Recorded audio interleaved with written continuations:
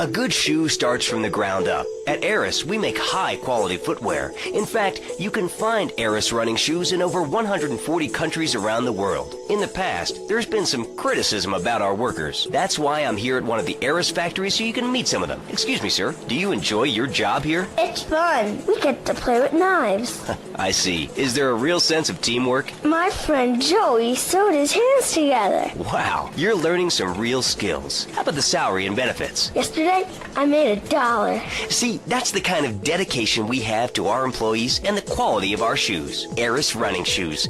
Always running from something. Buying a gift for the guy that has everything? Log on to petsovernight.com. We've got exotic pets galore, including tigers, cobras, manatees, and white rhinos. All delivered overnight. petsovernight.com, delivering little bundles of love in a box directly to your door. All right, now joining us in the studio, we have a very special guest. His new book, Karate and Digestion, has been on the top 100 self-help books for the past 3 weeks. He is the founder of Now and Zen Dojo and Organic Food Market in Trenton. His name is Reed Tucker. Welcome to Chatterbox, Reed. Why, thank you, Laszlo. It certainly is an honor to be here today. So tell me, Reed, where did you think of the idea of combining martial arts and organic food? I mean, it's kind of like putting ice cream on pizza. Both are great, but they really shouldn't be put together. Okay, Laszlo, actually it is nothing like ice cream with pizza. Ice cream is milk-based, as we all know, and I am lactose intolerant. And pizza, as you may know as well, is a sandwich derivative of Italian origins, but I won't go on. Martial arts are about discipline and physical empowerment, not watching football and eating junk food. You have to explore your mind and your digestive system, Laszlo. What you put in also comes out. Especially corn. What's the story with that anyway? Laszlo, I'm deadly serious now. My mentor was a 430-year-old monk who showed me the way to enlightenment through carrot juice. Okay. If you have a question for Reed, we'll be taking calls in a little bit. I think we all went through a ninja period. You know, I had the Chinese stars and the nunchucks. This is not a period, Laszlo. This is a way of life. Thanks to a strict vegan diet, I had the power of 9 men. After morning meditation and a 3-bean salad, I could chop a bus in half. Sometimes I even frighten myself. No offense, but you're kind of a scrawny, pasty dude. And it says on the inside cover of your book that you still live in your parents' basement. Okay, it's not a basement. I prefer a center for spiritual enlightenment. In chapter 17 of my book, which I know you've read, I address the dangers of cynicism. Laszlo, a closed mind is like a closed fist, and karate means open hand, but it might as well mean open mind.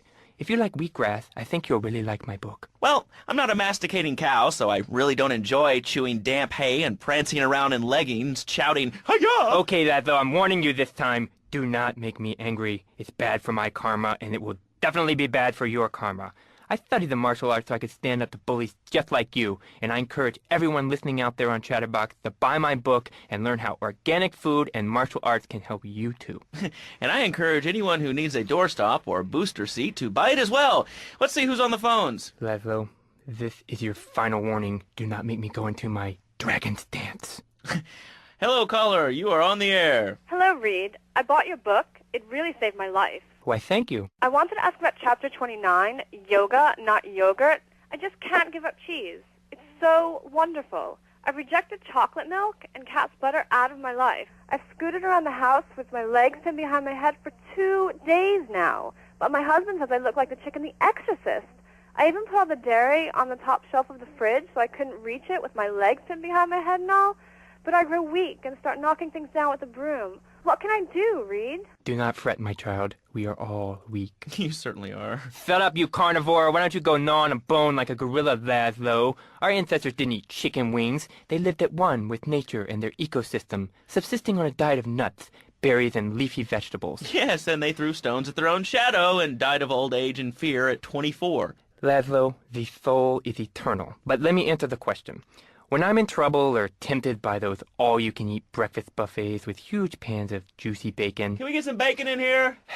Laszlo, I go back to basics. I start the day with a fruity beverage, some meditation, and 6 hours of yoga. Next, I go open up my shop, Now and Zen, and drink 2 pints of hand-pressed potato juice. And who wants a steak after that? Okay, next caller, you are on Chatterbox with Reed Tucker. Yo, Reed, Kung Fu movies are dope. How can I learn to beat up 10 guys at once? Okay, first things first, my man. You need to stop the negative thinking. And the best attack I've found is to just run away. That way you instill fear in your opponent. They never know when you might descend from the rafters like a bat. I don't want to hear about no tofu running away. I want to learn about being a ninja and kicking people's asses. Actually, I do cover this early on in the book in chapter 45. It's called Stir Fry Your Prejudice. You see, I once thought like you before my master took me under his wing and taught me the joys of soy and origami. Concentration begins in the mind and spreads to all the extremities of the body.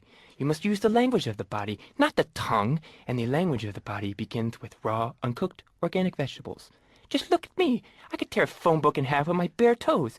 In fact, Laszlo, I could easily chop this desk in 2 half desks. This desk is made of 2-inch thick composite wood pulp and has a mahogany veneer finish. It has 3 drawers, and knowing this station, it cost $100. In his own words, Reed Tucker is about to smash it into 2 half desks. Take it away, Reed. Ladies and gentlemen, I already visualized the desk in 2 half desks, and now I shall make it so. Dragon stance. Hey-ya! Oh! Ow! Oh, Laszlo, I think I hurt my hand. My pinky's all bent the wrong way. Listen, Karate Kid, the desk is still in one piece. Thanks for coming on the show. Okay, Laszlo, mockery will get you nowhere. I think I'm gonna hit you now. Oh, I bruise easily. Don't throw any tofus or bean curds at me. Okay, very funny, Laszlo. It's easy to make fun of me, but it's all the fault of the feng shui in here. It's downright disgraceful. Yes, it makes you talk like this. Okay, the listener lines are open. This is Chatterbox. You're on the air. Hey, Laszlo, that last guy was a lunatic. Where'd you dig him up from, the state loony bin? And that wacko you had going on about killer bees? What a moron. I mean, just read a newspaper. Killer bees, the evils of artificial sweeteners in soda pop, Roswell. It's all part of the government's propaganda plan. I might as well wear a satellite dish so they can beam their propaganda right into my brain. Come on. Do you honestly believe the NSA's echelon system isn't already reading your emails and recording your phone conversations?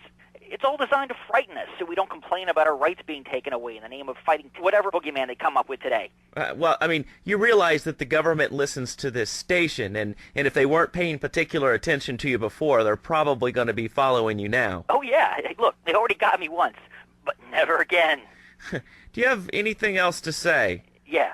Free Kevin! All right, we're talking about short guys, killer bees, the Magna Carta, well, the red light on the wall is flashing, which means that the owner of the station has an important announcement to make. Let's go live to his office. Hello, my name is Donald Love. You're listening to a Love Media station. Enjoy. Wow, man, that was deep.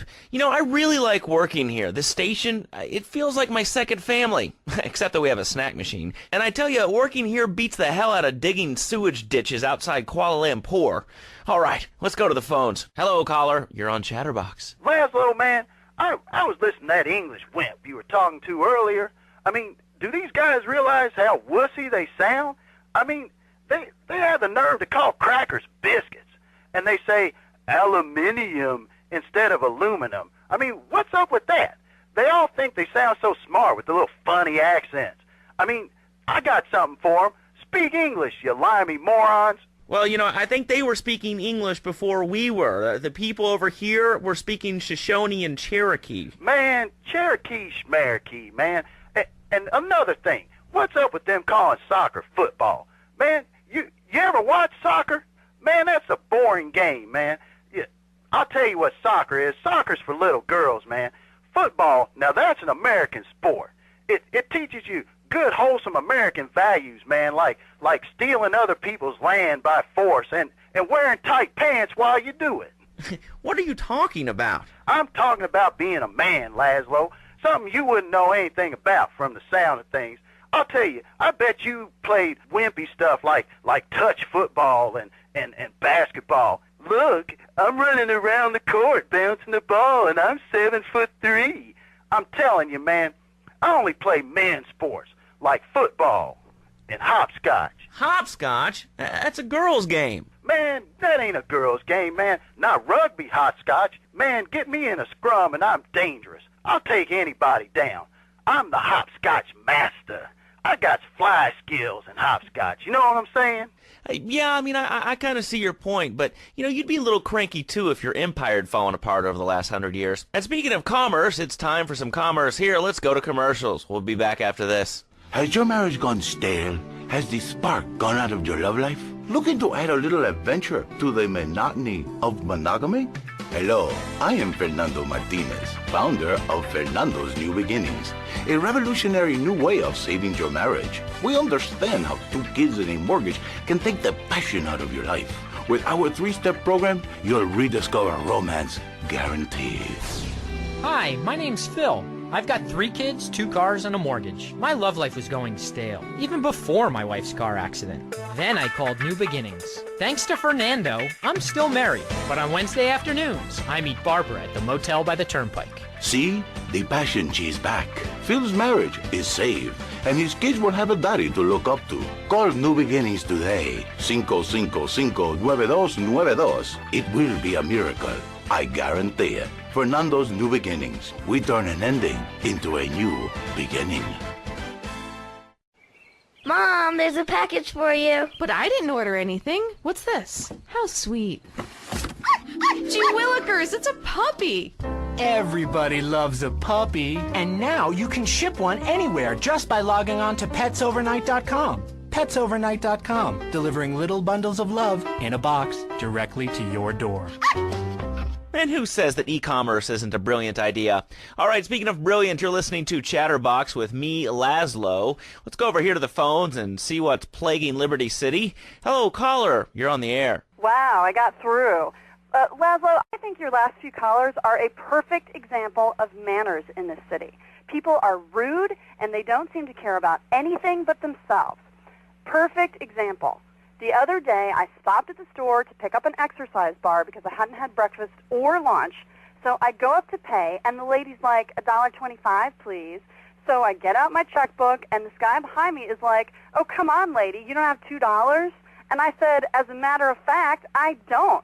I spent my last $2 last night buying gas at these ridiculous gas prices. And besides, who are you anyway? Can't you see that I'm wearing my I Walked for the Cure t-shirt? People are so inconsiderate. Well, you'll get no argument from me. I mean, I get every inconsiderate moron in Liberty City calling into this show. I mean, people think that I have no feelings whatsoever. Exactly. Another perfect example. The other day, I'm over at the hospital to have lunch with my girlfriend, Charisse, and this maniac comes right up on my bumper, flashing his lights, and I'm like, hey, guy, the light is red. You can't just come up behind me honking and flashing your lights. Then he gets over this megaphone and says, to the woman in the teal my batsu monstrosity, please move to the side. Can you believe it? I mean, who has a megaphone rigged into their car? People are so obnoxious these days and rude. I mean, I tell my nanny to teach my kids some manners. You know, I think that's a lesson to us all. All right, hello, next caller. You're on Chatterbox. Hello, Laszlo. Did that woman say she was a nanny? Because Freddie needs a nanny because he's been a very naughty boy. No nannies. Let's go to our next caller. All right. Colonel James T., United States Marine Corps, 2nd Battalion. Laszlo, that caller made a really valid point. These kids today have no respect for authority. And there is one thing that would whip them into shape. Let me guess. The military. That's right. The military teaches you respect, obedience, and it gives you a good pension. These kids that thought they were going to be millionaires, look where the super information highway has gotten them. Nowhere. It's a dead end. Uncle Sam takes care of his boys. And some girls. If more people would join the military, this would be a better country. And I tell you another thing about respect. These kids don't respect veterans. We fought for your freedom. When I came back from the Australian-American War, I didn't get a hero's welcome. I didn't get a pat on the back from my friends and neighbors saying, thanks for fighting for our freedom, James. After years of fighting in the trenches, I come back here and everyone's watching TV. Now, can you tell me what this Australian-American War was? I mean, I really never heard of it. God, not another one. Have you read a history book lately, son? The Australian-American War was the biggest war since the big one. I tell you, I didn't do 2 tours and take boomerang shrapnel in my head so I could come back here and have a bunch of hippies deny history.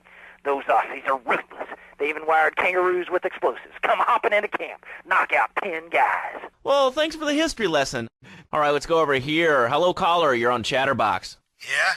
Is that Laszlo? Yes, it is. Who's this? My name ain't important. It's real unimportant, okay? No, not really. I mean, this is a radio show. People usually tell us their name. My name is real unimportant. And you want to keep being a wise guy, you'll find out just how unimportant. Like, Unimportant, I just got shot in the head, unimportant? Do I make myself clear? Yes. Why are you calling in today? Because I need some advice, and I ain't doing any of that shrink shit. If you swear again, we're gonna have to cut you off. This is a family show. Sorry. I'm just a little unhappy, a bit agitated, real angry. It's my ma. She don't think I'm a real man. Can you imagine that? I mean, I do a man's job and all, but she treats me like a little boy. All I get is, your pa this and your pa that, and you ain't a real man, Tony, and it's driving me freaking nuts.